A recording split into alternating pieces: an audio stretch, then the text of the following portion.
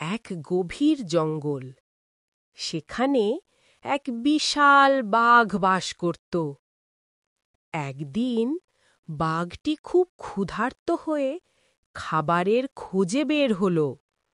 ঘুরতে ঘুরতে হঠাৎ সে এক শিয়ালের দেখা পেল এবং এক লাফে তাকে ধরে ফেলল।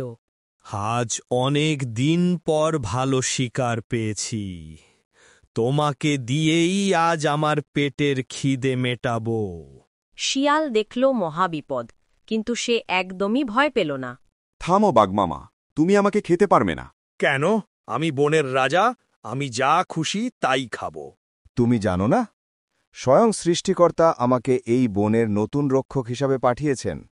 এখন থেকে বনের সব প্রাণী আমাকে মান্য করবে। তুমি যদি আমাকে খাও তবে তুমি অভিশপ্ত হবে। বাঘ এই কথা শুনে থমকে গেল, কিন্তু পুরোপুরি বিশ্বাস করতে পারল না। তোমার মতো ছোট প্রাণী বনের রক্ষক? প্রমাণ দাও। বিশ্বাস হচ্ছে না? ঠিক আছে, আমার সঙ্গে চলো। আমি আগে আগে হাঁটব, তুমি আমার পেছনে আসবে। দেখবে আমাকে দেখে বনের অন্য প্রাণীরা কিভাবে ভয়ে পালিয়ে যায়। বাঘ রাজি হল। শিয়াল সামনে বুক ফুলিয়ে হাঁটতে লাগল, আর বাঘ তার ঠিক পেছনে চুপচাপ আসতে লাগল। হরিণ, খরগোশ আর বানরেরা শিয়ালের পিছে ভয়ঙ্কর বাঘ দেখে পালাতে লাগল। বাঘ ভাবল, আরে সত্যিই তো, সব প্রাণী শিয়ালকে দেখেই পালাচ্ছে। হুজুর, আমাকে মাফ করবেন, আমি বুঝতে পারিনি আপনি এত ক্ষমতাশালী। আমি এখনই চলে যাচ্ছি।